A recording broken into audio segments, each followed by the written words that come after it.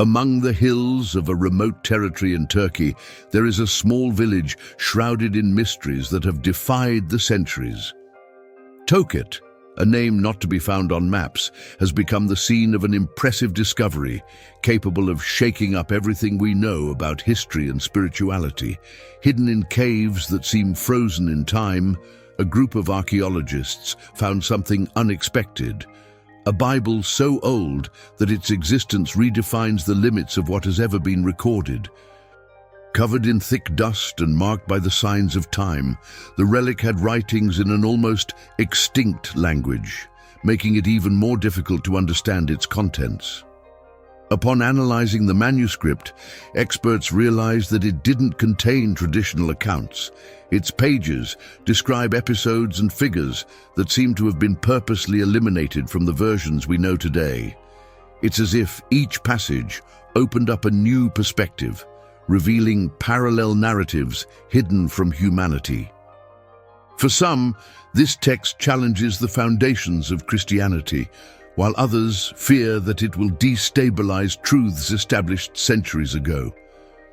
The euphoria of the researchers, however, carries an underlying concern. Why has a text of such relevance remained hidden for so long? Its remote location and preservation suggest that something other than chance may have kept the manuscript hidden. What kind of revelations does it carry, and why have they been kept from human reach? In Tokat, these questions echo like a harbinger of profound change, promising to overturn our understanding of our past. Against the turbulent backdrop of first-century Rome, Christianity was beginning to spread amid hostility and mistrust. Seen as a threat to established power, the followers of this new faith soon became the target of relentless persecution. During the rule of Nero, known for his intrigues and excesses, Christianity became the perfect scapegoat. In 64 AD, when a devastating fire consumed Rome, the emperor used the tragedy to justify an unprecedented persecution. Christians were accused, captured, and condemned, while their sacred scriptures became targets for destruction. In this context, possessing certain writings was an extreme risk. The first followers copied and shared the texts clandestinely, aware that they were seen as a threat to the status quo. They gathered in hidden places, such as caves and catacombs, where they protected these manuscripts from the wrath of the authorities. Each word preserved represented an act of resistance, a way of keeping the flame of their faith alive in the midst of terror. The situation became even more serious in the following century under the rule of Diocletian. Determined to eradicate Christianity, the emperor launched a systematic campaign to destroy all traces of the new faith.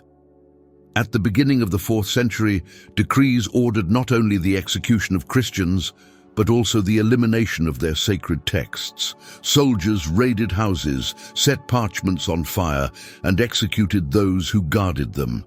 It was a relentless effort to erase the roots of Christianity from the empire's collective memory.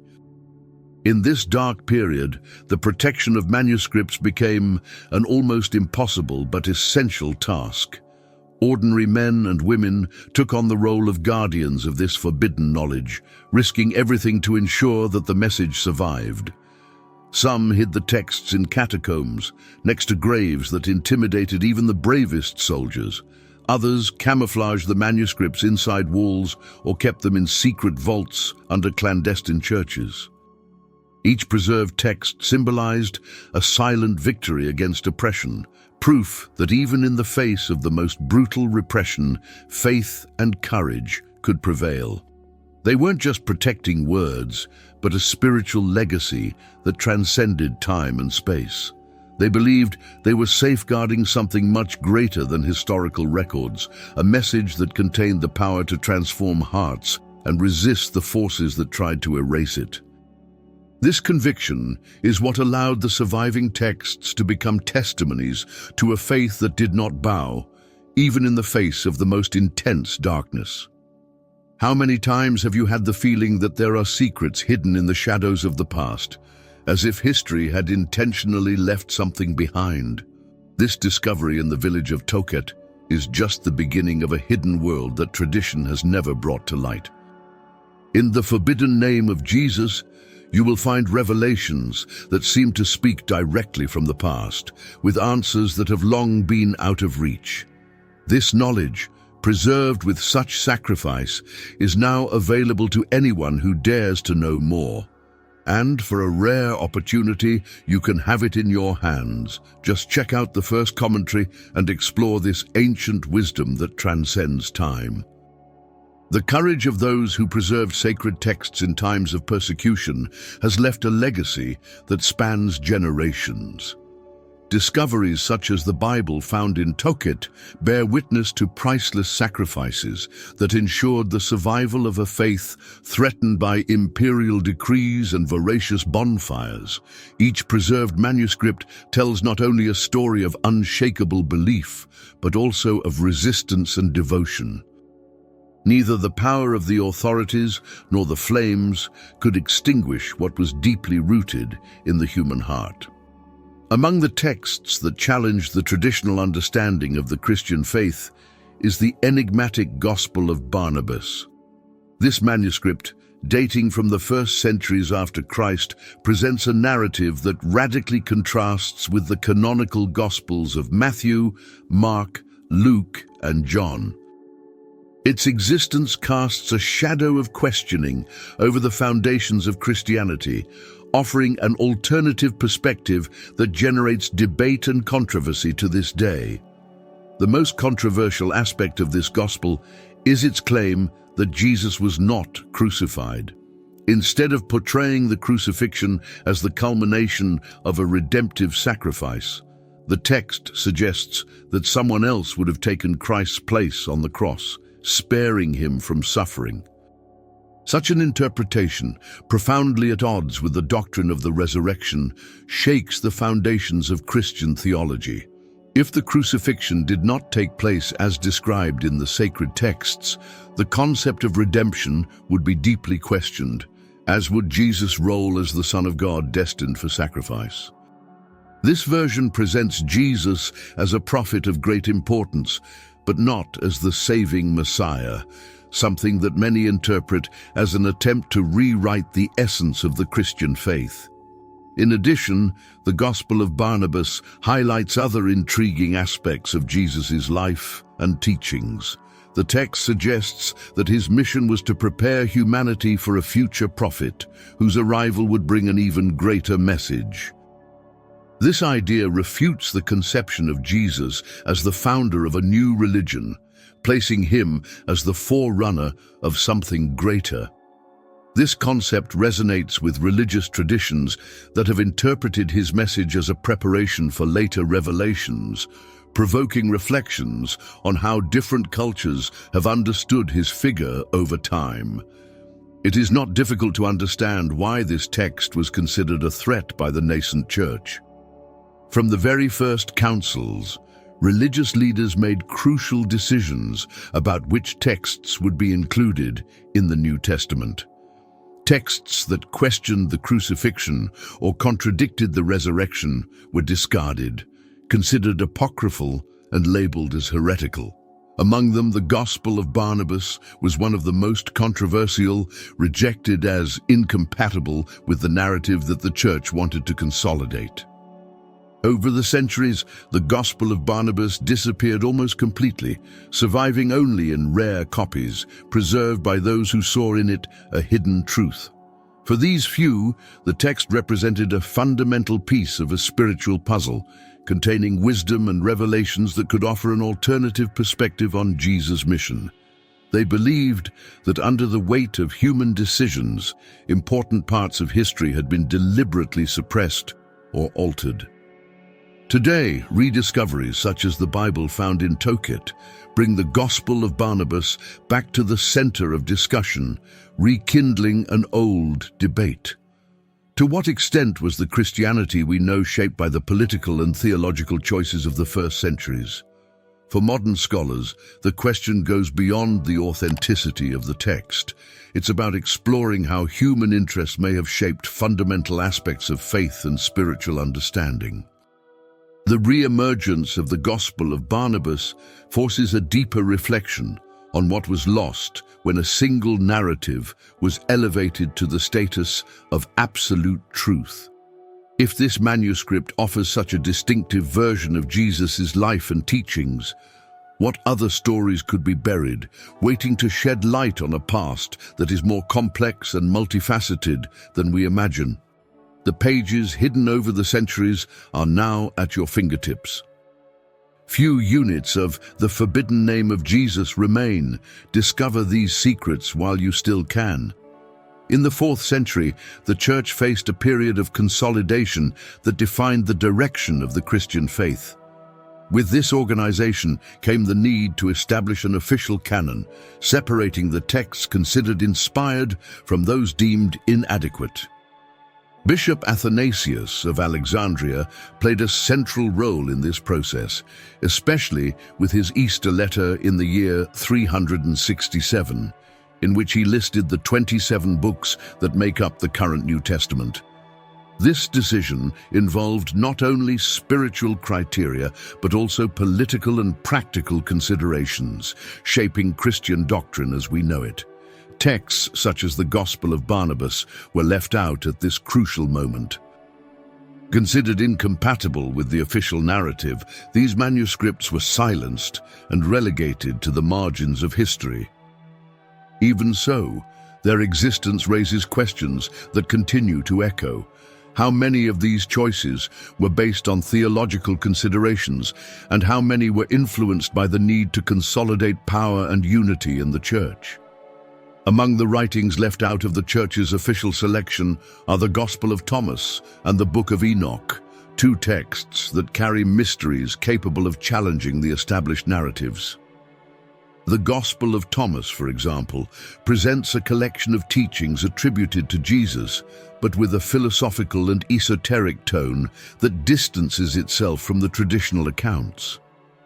Unlike the canonical Gospels, it doesn't recount events from Jesus' life or his miracles, but rather offers profound reflections, such as the famous phrase, "The kingdom is within you and without you."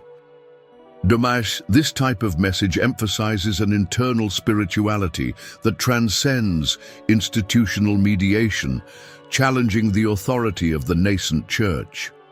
The Book of Enoch, on the other hand, delves into a supernatural universe, telling stories of fallen angels, giants known as Nephilim, and apocalyptic visions.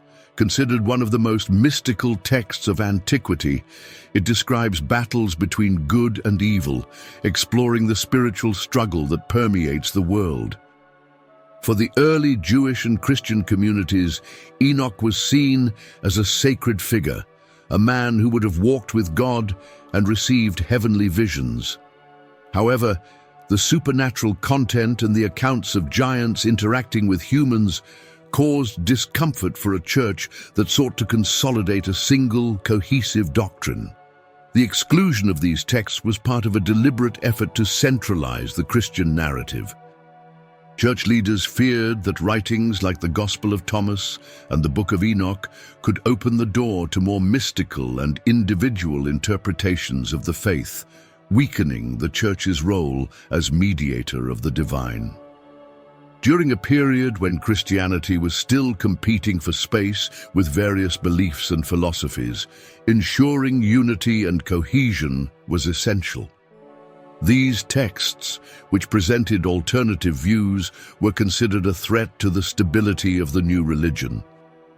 Thus, many writings were labeled as apocryphal, a term that came to mean works of doubtful authenticity or heretical. This classification not only marginalized the texts, but also strengthened the Church's position as the guardian of spiritual truth. The Gospel of Thomas and the Book of Enoch, like other rejected texts, were relegated to oblivion or preserved only by small groups who believed in the importance of their messages. The process of canonization, although it established the foundations of Christianity as we know it, left open questions.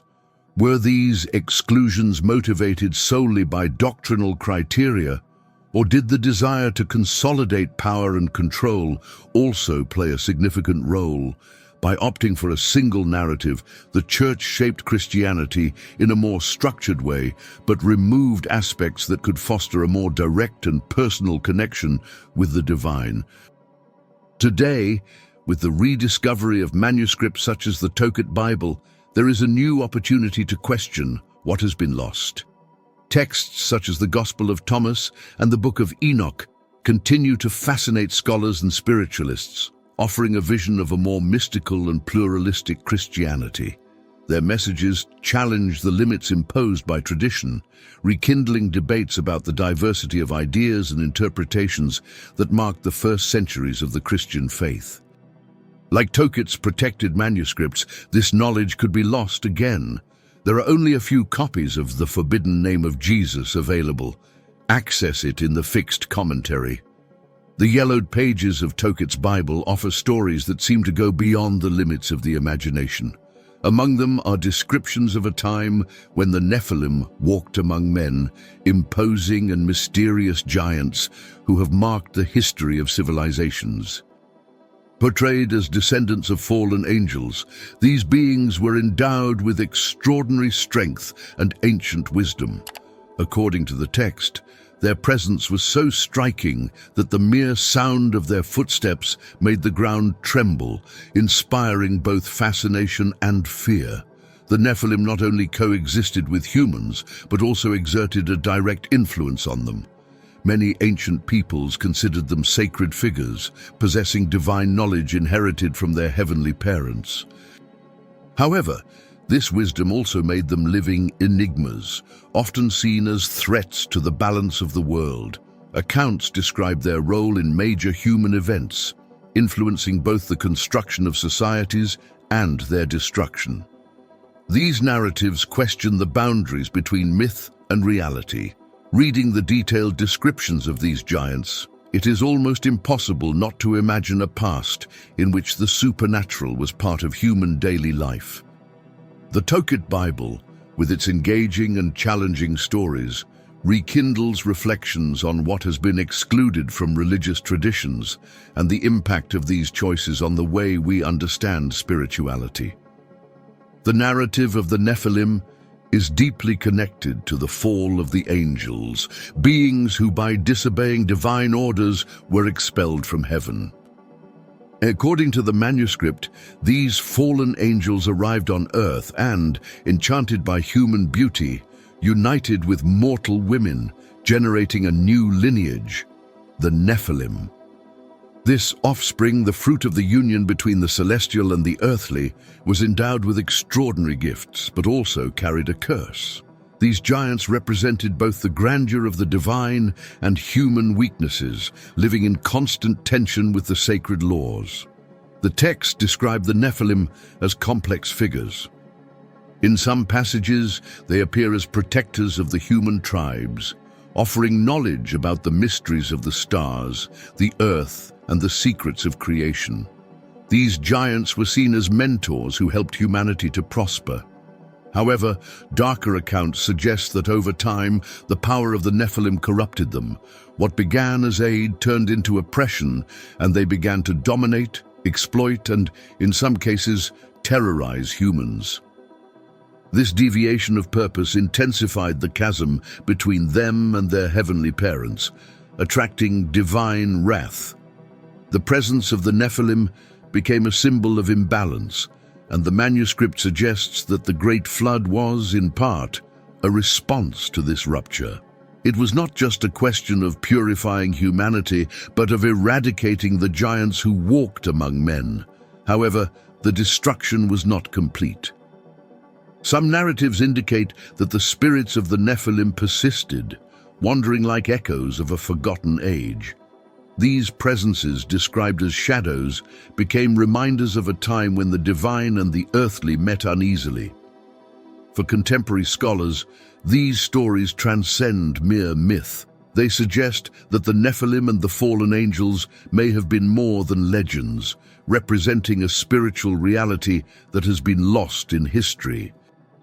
The Tokut Bible, with its detailed descriptions, brings these accounts to life, painting a picture where the supernatural was part of everyday life. The narrative challenges the boundaries of the imaginable, evoking questions about the proximity of the divine and the possibility that these beings are still among us, invisible but present. The suggestion that the Nephilim might continue to influence humanity is both fascinating and disturbing. Are they silent observers, waiting for the right moment to intervene again? Or are they simply reflections of a bygone era haunting human histories? Reading the manuscript raises this disquieting doubt, leaving the reader with the feeling that, when they turn the next page, they may find more than they are prepared to understand. This is the moment to unveil what has been guarded for generations. The forbidden name of Jesus is only available for a short time. Don't miss your chance at the fixed comment. The Tokut Bible is more than a historical artifact. It is a portal to a wisdom that has been deliberately suppressed. During the first centuries of Christianity, the Church worked to shape a unified narrative, excluding texts that challenged its doctrines. This Bible rescues a fragment of that lost wisdom, inviting us to revisit spirituality in a new light. In its pages, we find stories that not only inform but transform, opening up paths to a broader understanding of the sacred. Texts like these defy the limitations imposed by tradition. They speak of a spirituality that goes beyond institutions and rites, proposing a direct connection between the human being and the divine. Over the centuries, these ideas were considered dangerous because they threatened the centralization of religious power. However, when they resurfaced, they offered an opportunity to recover a more personal and liberating vision of faith. What would have become of the world if these ideas had circulated freely? The Book of Enoch, the Gospel of Thomas, and other apocryphal texts present perspectives that could have transformed our understanding of the sacred. These writings suggest a closeness to the divine that transcends hierarchies, showing that the sacred can be accessed directly by those who seek it with an open heart. Rediscovering these texts invites reflection on the choices made in the past.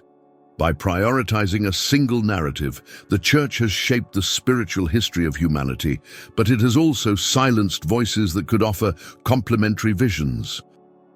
The Tokut Bible, with its mystical accounts, rekindles the debate about what has been lost and how this impacts our understanding of the divine. This ancestral vision leads us to see spirituality as something intrinsic, present in everything and everyone. It proposes that the divine is not limited to structures and rules, but resides within each human being. The idea of an accessible, direct, and mystical spirituality has always been viewed with caution by religious authorities. Allowing each individual to interpret the divine freely meant giving up control over the official narrative and centralized doctrine. Texts that promoted this freedom were therefore silenced, locked away in caves and crypts, destined to be forgotten until humanity was ready to revisit their messages. The discomfort with these teachings lay in the risk of weakening the foundations of the Church, which depended on uniformity and submission to its directives. The rediscovery of Tokut's manuscript breaks this centuries-old silence, bringing to light a spirituality that transcends the boundaries of organized religions. Its words seem to speak directly to the heart, evoking truths older than dogma itself. More than an archaeological rescue, this discovery offers an opportunity to review our relationship with the sacred, illuminating paths that have long been obscured by dominant interpretations. These ancient texts carry a powerful message. True knowledge never disappears completely, it just hides until someone courageously seeks it out. The Tokut Bible, with its enigmatic stories and visions that defy the imaginable, reminds us that spirituality is a continuous journey of rediscovery, Each page turned is a step towards a broader and deeper understanding, an attempt to recover a part of humanity that has lain dormant, awaiting its moment to illuminate a new era of spiritual reflection. However, the revelation of this manuscript provokes a tension that few were prepared to face. For generations, consolidated beliefs have formed the basis of faith for millions of people. But the resurgence of ancient and forbidden texts challenges this certainty. They cast doubt on the official narrative, suggesting that faith as we know it may have been shaped by human decisions, choices that privileged certain accounts and relegated others to oblivion. For those who encounter these stories for the first time, the impact is overwhelming. Discovering that there are other versions of the sacred events that shaped Christian spirituality is an invitation to question. Has the truth really been preserved in its entirety? Or have important aspects been deliberately excluded to suit specific interests? The Tokit Bible challenges everyone to reflect on what they consider to be absolute truth. It suggests that there are layers of knowledge waiting to be explored, layers that can be as authentic as the stories we learn. And in making this provocation, she leaves us with a disturbing question: what else has been hidden over time? This manuscript places us in front of a mirror that reflects not only the history of the divine, but also the complexity of human choices. It invites us to look beyond the known versions, revealing a past that can be as surprising as it is unknown. If you enjoyed the content and would like to support our work so that we can continue to bring you more in-depth research and analysis, please consider making a donation of $100. This contribution directly helps the channel grow and produce even richer material. Thank you very much for your support.